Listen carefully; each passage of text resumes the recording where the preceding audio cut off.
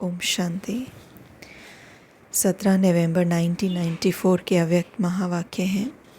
इन महावाक्यों में बाबा ने एक बहुत ही इम्पॉर्टेंट प्रश्न का उत्तर हमें दिया है और इस पर्टिकुलर एस्पेक्ट की बहुत गहराई से हमें समझानी दी है। और वो प्रॉब्लम है माया। माया क्या है? माया के आने का कारण क्या है? माया से कैसे लड़ा जा सकता है? माया को कैसे दूर भगाया जा सकता है? इसके प्रभाव से मुक्त कैसे हुआ जा सकता है? ये सारी बातों के ऊपर बाबा ने बहुत गहराई से इस मुरली में हम बच्चों को समझाया है। तो क्योंकि माया एक ऐसा शब्द है जो ब्राह्मण जीवन में ब्राह्मणों के पुरुषार्थ के लिए एक बहुत बड़ा ऑब्स्टेकल है, अड़चन है। समटाइम्स जो हम एफ़र्ट्स डालते हैं, पुरुषार्थ करते हैं बाप समान बनने के लिए, तो कई बार हम इसको ढाल की तरह यूज़ करते हैं माया को एज अ लेम एक्सक्यूज़। बाबा माया आ गई, आपको तो पता है, आप तो जानते हो, माया बार बार आ जाती है तो मैं क्या इसमें कर सकता हूँ, क्या कर सकती हूँ। आज बाबा ने बहुत सारी कन्फ्यूजन्स को दूर किया है, क्योंकि माया ब्राह्मण जीवन का दुश्मन है और माया यानी दुश्मन को दुश्मन से लड़ने से पहले उसके बारे में डिटेल जानकारी होना बहुत ज़रूरी है कि वो है कौन। उसके बारे में बाबा ने बताया। तो चलते हैं माया के ऊपर चर्चा करते हैं। पहला पॉइंट बाबा ने बताया, प्रश्न पूछा, क्या माया बहुत बलवान है? वो बलवान है या आप बलवान हो? ज़्यादा स्ट्रॉन्ग कौन है? बाबा कह रहे हैं, पूछ रहे हैं, वो बलवान है या आप बलवान हो? आपकी कमज़ोरी माया है और कुछ नहीं है। हमारी ही कमज़ोरी माया है और माया कुछ नहीं है। आपकी कमज़ोरी माया बन के सामने आती है। गहरी लाइन है, आपकी कमज़ोरी माया बन के सामने आती है। जैसे शरीर की कमज़ोरी बीमारी बनकर सामने आती है, जैसे शरीर की कमज़ोरी बीमारी बनकर सामने आती है ना, ऐसे ही आत्मा की कमज़ोरी माया बनकर सामना करती है। शरीर में जब कमज़ोरी आती है तो उसके इमीडिएट बाद बीमारी उस शरीर में घर करना शुरू कर देती है। तो शरीर की कमज़ोरी ही बीमारी का रूप धारण करके आ गई। तो वैसे ही आत्मा की जो कमज़ोरी है, वीकनेस है, वो माया बनकर सामना करती है। तो न कमज़ोर बनना है और न माया आनी है। कितनी सुंदर लाइन है, ना कमज़ोर बनना है, ना माया आनी है। इन शब्दों से ये समझ में आ रहा है कि माया हमारी ही कमी और हमारी ही कमज़ोरी है। तो इसका मतलब ये है कि माया के जन्मदाता, माया की उत्पत्ति करने वाले, माया का क्रिएटर और कोई नहीं लेकिन मैं आत्मा ही हूँ। द मोमेंट मैं आत्मा कमज़ोर हो जाती हूँ, जब मेरी स्ट्रेंथ धीरे धीरे ख़त्म होने लगती है, तो माया यानी कि मेरी कमज़ोरी ही माया का रूप धारण कर लेती है। मेरे अंदर का स्वभाव, संस्कार जो 5 विकारों से वशीभूत था, अब वो मेरे ऊपर हावी होने लग जाता है। तो इसीलिए बाबा ने ये कॉन्वर्सेशन शुरू करने से पहले एक क्वेश्चन पूछा जो बहुत साधारण लग रहा है, लेकिन साधारण है नहीं। क्या माया बलवान है या आप बलवान हो? विच मीन्स कि क्या क्रिएशन बलवान है? माया तो मेरी क्रिएशन है, या क्रिएटर बलवान है, या मैं जन्मदाता जो मैंने उत्पत्ति की, कमी की, कमज़ोरी की, मैं ज़्यादा बलवान हुआ या मेरी रचना ज़्यादा बलवान है? तो हमें यहाँ पे अपने महत्व को समझना है। जो भी कमी कमज़ोरी मेरे अंदर है वो ही माया है। तो अगर मैं अपने को स्ट्रेंथन कर लूँ, अगर मेरा फोकस ये ना हो माया आ गई, ये हो गया, वो हो गया, कमज़ोरी है मेरी, इंस्टेड ऑफ दैट अगर मैं अपने ऊपर अपने को स्ट्रेंथन करने का अगर मैं काम संभाल लूँ, अगर मैं खुद को स्ट्रॉन्ग करना शुरू कर दूँ, तो बाबा कहते तो ना कमज़ोर बनना है ना माया आनी है। यानी अगर मैं खुद को स्ट्रॉन्ग कर लूँ तो माया के आने का मार्जिन ख़त्म हो जाता है, क्योंकि मैं कमज़ोर बन के माया का आह्वान करती हूँ। तो इसलिए अपने आप को स्ट्रेंथन करना। अब अपने आप को मैं स्ट्रेंथन कैसे करूं, कैसे खुद को पावरफुल बनाऊं, उसके ऊपर भी बाबा ने बताया है। लेकिन उससे पहले बाबा बता रहे हैं कि अगर हम कमज़ोर महसूस करते हैं अंदर से तो उसका कारण क्या है। सबसे पहला चीज़ बाबा ने बताई कि माया है क्या। तो माया की डेफिनेशन बाबा ने दी, आपकी कमज़ोरी ही माया है। अब बाबा बता रहे हैं कि कमज़ोरी आप फील क्यों करते हो, आत्मा में कमज़ोरी आने का कारण क्या है। तो बाबा कहते चलते चलते अगर कमज़ोरी आती है तो उसका कारण क्या है।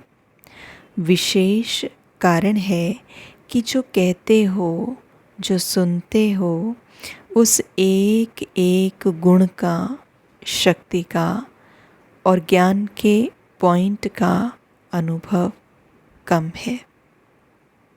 हम कमज़ोर क्यों हो जाते हैं, क्योंकि बाबा कहते जो सुनते हो, ज्ञान सुनते हैं हम, जो सुनते हो उस एक एक गुण का, जो कहते हो, जो सुनते हो, उस एक एक गुण का, शक्ति का, ज्ञान के पॉइंट का अनुभव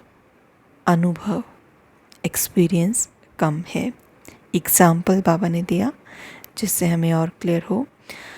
मानो सारे दिन में स्वयं भी व दूसरों को भी कितनी बार कहते हो, मैं आत्मा हूँ, आप आत्मा हो, शांत स्वरूप हो, सुख स्वरूप हो। कितनी बार स्वयं भी सोचते हो, दूसरों को भी कहते हो, लेकिन चलते फिरते आत्मिक अनुभूति, ज्ञान स्वरूप, प्रेम स्वरूप और शांत स्वरूप की अनुभूति कम होती है। कितनी गहराई है इन लाइनों में, और हम क्यों कमज़ोर हैं और क्यों कमज़ोर महसूस करते हैं बीच बीच में, ज्ञान होने के बाद भी उसका सार बाबा ने दे दिया है। बाबा ने कहा अनुभव की कमी। फिर से इस लाइन को पढ़ते हैं ताकि हम अपने अंदर की जो कमज़ोरी का कारण है उसको पकड़ पाएँ, क्योंकि इन लाइनों में सारा रहस्य समाया हुआ है। एग्ज़ाम्पल बाबा ने दिया, सारे दिन में स्वयं भी और दूसरों को भी बार बार कहते मैं आत्मा हूँ, आप आत्मा हो, शांत स्वरूप हो, सुख स्वरूप हो। कितनी बार स्वयं भी सोचते, दूसरों को भी कहते, लेकिन चलते फिरते आत्मिक अनुभूति, ज्ञान स्वरूप, प्रेम स्वरूप, शांत स्वरूप की अनुभूति कम हो जाती है। चलते फिरते योग में तो याद है, सुबह याद है, शाम को याद है, जब योग में सेल्फ रियलाइजेशन में अपने आप को अनुभव करने बैठे तो याद है। लेकिन द मोमेंट मैं इंटरेक्शन में आई, द मोमेंट मैं व्यवहार में आई, भूल गया मैं कौन हूँ, भूल गया मेरा स्वरूप क्या है। तो बाबा कहते चलते फिरते आत्मिक अनुभूति, इसका अनुभव ख़त्म हो जाता है। सुनना और कहना ज़्यादा है और अनुभूति कम है। सुनना कहना ज़्यादा है, अनुभूति कम है। जब कहते हो शांत स्वरूप, तो स्वरूप में स्वयं को और दूसरों को शांति की अनुभूति हो। प्रैक्टिकल स्वरूप, ये हमारा टारगेट है। इस टारगेट को हमने पकड़ना है। ये मेरी मेहनत है, ये मेरा एफ़र्ट है, मुझे यहाँ तक पहुँचना है, मुझे इतना अनुभव कर लेना है कि मैं यहाँ तक पहुँचूँ। ये मेरा पुरुषार्थ है। क्या पुरुषार्थ है? जब कहते हो शांत स्वरूप, तो स्वरूप में स्वयं को और दूसरे को शांति अनुभूति हो। सिर्फ सोचने में अनुभव नहीं हो, लेकिन कहाँ कहाँ अनुभव होना चाहिए? सिर्फ सोचने में अनुभव नहीं हो, लेकिन चलन में, कर्म में, शक्तियाँ, गुण स्वयं को भी अनुभव हो और दूसरों को भी अनुभव हो। सोचने तक अनुभव नहीं हो, लेकिन चलन में और कर्म में शक्तियाँ, गुण स्वयं को भी अनुभव हो और दूसरों को भी अनुभव हो। इसका मतलब है चलन में और कर्म में, ये दो चीज़ें आप देखिए, ये दो चीज़ें ऐसी चीज़ें हैं। हम सुबह मेडिटेट किया, योग किया, बाबा को याद किया, अपने स्वरूप को याद किया। जब भी हम बैठते हैं, बैठ के जब हम अपने स्वरूप की अनुभूति करते हैं वो अलग बात है। लेकिन बाबा कहते हैं कि चलन में और कर्म में ये दोनों चीज़ें ऐसी हैं जो पूरे दिन में हम करते हैं। 24 घंटे में से कम हम, आप समझिए 15-18 घंटे हम कॉन्स्टेंटली फील्ड में हैं, इंटरेक्ट कर रहे हैं। तो चलन में और कर्म में क्या फील होना चाहिए? शक्तियाँ और गुण स्वयं को भी अनुभव हो और दूसरों को भी अनुभव हो। अगर अनुभव नहीं होता तो उसका कारण क्या है, इसके ऊपर बाद में आएंगे। लेकिन दोबारा फिर से रिपीट करते हैं, बाबा ने हमें अभी तक क्या बताया। सबसे पहली चीज़ बाबा ने बताई माया क्या है। तो माया के लिए बाबा ने कहा बच्चे आपकी कमज़ोरी ही माया है। फिर बाबा ने बताया कि कमज़ोरी आती क्यों है। बाबा कहते क्योंकि बच्चे अनुभव कम है, सुनना कहना ज़्यादा है, लेकिन शक्तियों का, गुणों का और ज्ञान का जो अनुभव होना चाहिए। आप पूरा दिन में कहते हो मैं आत्मा, आप आत्मा, मैं आत्मा शांत स्वरूप, आप आत्मा भी शांत स्वरूप, लेकिन जब कार्य व्यवहार में आते हो, जब चलन में आते हो, जब कर्म में आते हो, तो आप उनमें से कोई भी चीज़ महसूस नहीं कर पाते, because at that time you are not the embodiment of peace and love. क्योंकि कर्म करते हुए उस समय पर आप उस गुण का, उस स्वरूप का, उन गुणों का, उस ज्ञान का स्वरूप नहीं होते हो। कर्म करते वो भूल जाता है। तो बाबा ने कहा कि कमज़ोरी का कारण क्या है कि अनुभव नहीं है, आपको एक्सपीरियंस नहीं है, कर्म व्यवहार में, कार्य व्यवहार में एक्सपीरियंस नहीं है। अब बाबा आगे बता रहे हैं कि जो एक्सपीरियंस है वो क्यों नहीं होता, अब अनुभव भी क्यों नहीं हो रहा, उसके ऊपर भी बता रहे हैं। देखिए गहराई कितनी है। पहले माया क्या है, कमज़ोरी आने का कारण क्या है, और अब बाबा बता रहे हैं कमज़ोरी इसलिए है क्योंकि अनुभव नहीं है। अब बोल रहे हैं अनुभव भी क्यों नहीं है, क्यों, उसका क्या कारण है कि एक्सपीरियंस नहीं है। तो बाबा ने कहा उसका कारण ये है, ज्ञान, शक्तियाँ, गुणों को रिवाइज़ नहीं करते तो रियलाइजेशन भी कम है। ज्ञान, शक्तियाँ और गुणों को revise is a word we need to underline.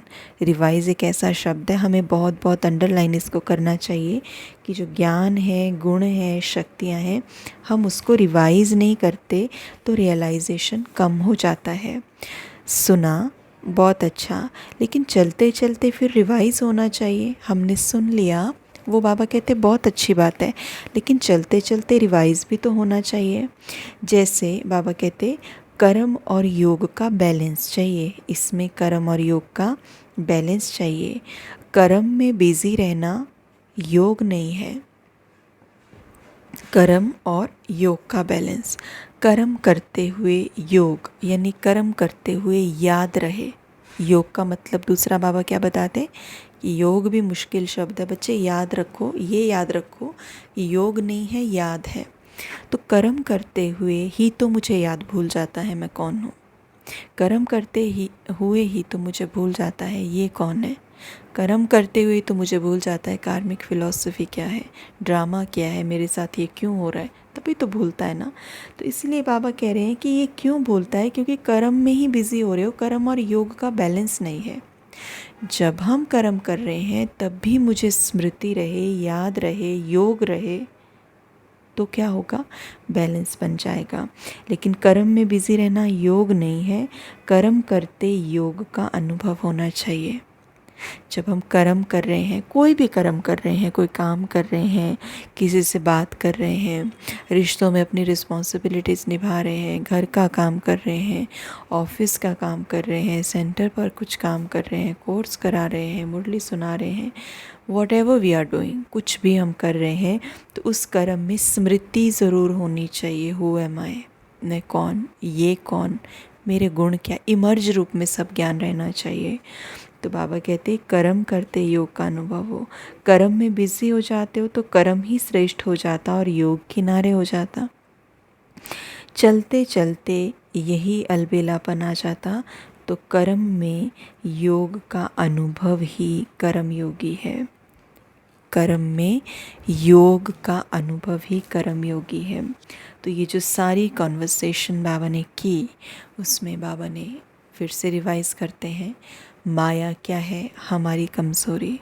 हमारी कमज़ोरी ही माया को जन्म देती है।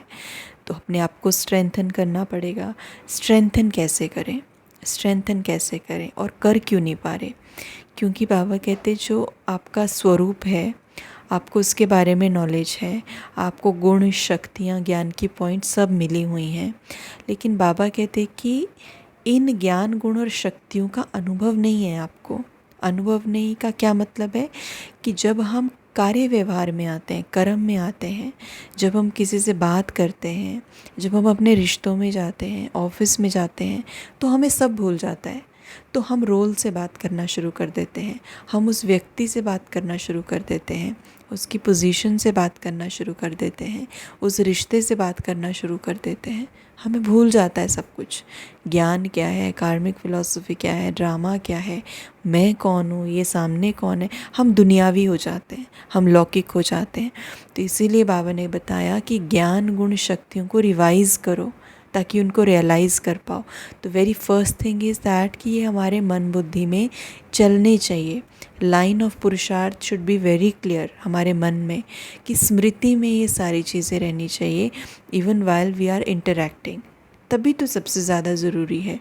जब हम इंटरैक्ट कर रहे हैं हमें तभी हैबिट बनानी है। कर्म और योग का बैलेंस, यही हमारी प्रैक्टिस को बढ़ाएगा। क्योंकि आप देखिए 24 घंटे को अगर आप डिवाइड करें तो हम कितनी देर बैठ के योग करते हैं, कितनी देर हम नींद करते हैं, है ना, नींद भी तो करते हैं, और कितनी देर हम इंटरैक्शन में होते हैं, कितनी देर हम कर्म करते हैं। कर्म करने का टाइम बहुत लंबा है, तो उस पूरे टाइम में हमारा अभ्यास ज़ीरो है, हम देह भान में रह के सब कर रहे हैं। तो इसलिए इट्स वेरी इंपॉर्टेंट कि उस टाइम को यूटिलाइज़ किया जाए, कर्म में योग को डाला जाए। तो ये थे आज के महावाक्य। बाबा ने सारी टेक्निक्स हमें इनमें बताई। इस मुरली को हम दोबारा से ज़रूर खुद भी पढ़ें ताकि हमें और क्लैरिटी मिल सके। ओम शांति।